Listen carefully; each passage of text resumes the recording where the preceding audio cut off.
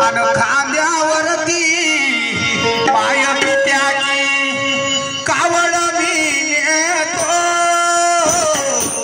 काशीला जातो काशीला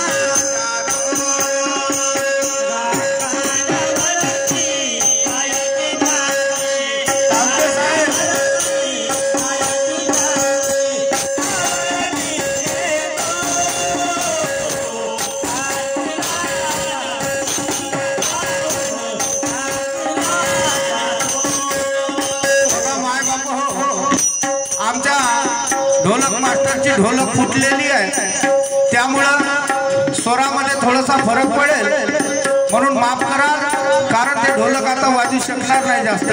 पण नितेश भाऊच्या आग्रहानुसार एक थोडक्यामध्ये भजन सादर करीत आहोत. हो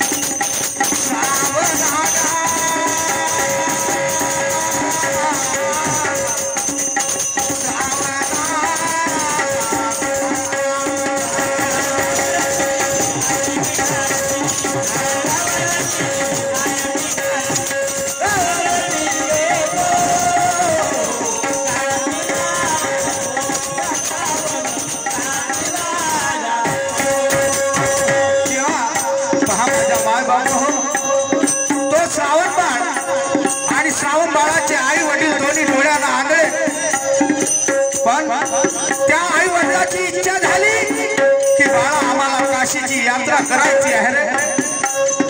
तो होय मुलगा, तो होय श्रावण आणि आताच्या श्रावण. बघा काय परिस्थिती आहे, किती फरक आहे. तेव्हा खांदी कावड घेतली, एका कावडमध्ये एका तराजूमध्ये वडिलाला बसवलं, एका तराजूमध्ये आईला बसवलं आणि खांद्यावर कावड घेतली, हातामध्ये झाडी घेतली आणि काशीच्या मार्गाने निघाला. तेव्हा रस्त्यामध्ये काय चालत या वाटन बारी वन,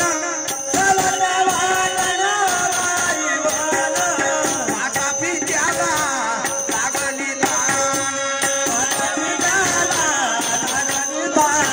त्या घनदाट जंगलामध्ये आई वडिलाला तहान लागली. तेव्हा ते श्रावण बाळाचे आई वडील आपल्या बाळाला म्हणत आहे, बाळा आम्हाला खूप तहान लागलेली आहे, पाण्याची गरज आहे. तर मग त्या आई ठीक आहे, त्या श्रावण बाळाने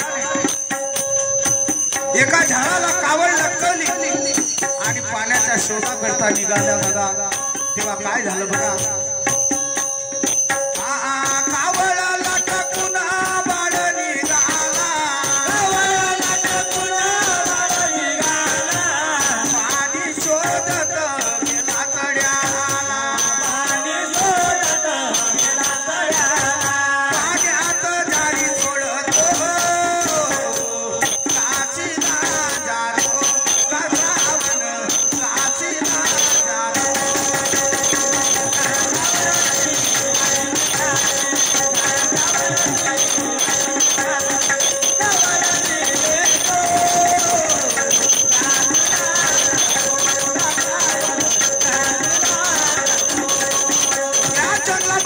शोधाच्या तळ्यामध्ये श्रावण बाळ गेला आणि पाण्याच्या शोधाकरिता गेला असल्या कारणानं दशरथ राजा शिकार करण्याकरिता त्या जंगलामध्ये आला होता. तेव्हा काय श्रावण बाळ त्या तळ्यावर गेला आणि त्या पाण्यामध्ये झारी सोडत आहे. तेव्हा दादा बुड बुड आवाज वाट झाला पाण्याची आणि चावल लागली आणि बाबा दशरथ राजाची. त्या दशरथाला वाटलं की कोणता तरी शिकारी पाणी पिण्याकरिता या तळ्यावर आला. तेव्हा त्या दिशेनं लक्षवेधी बाण सोडला त्या दशरथ राजाने.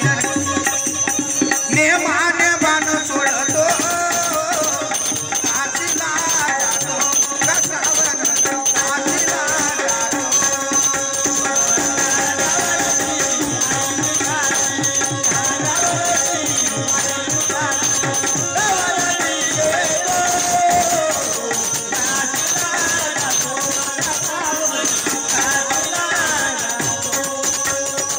त्या दिशेनं शिकार असून म्हणून त्या दशरथ राजानं बाण सोडला. तो बाण श्रावण बाळाच्या छातीत जाऊन छेदला.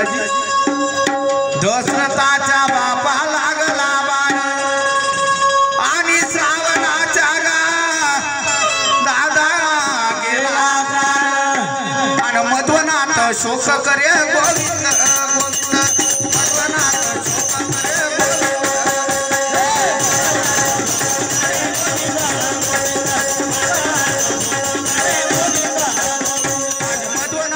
शोक करे गोविंद.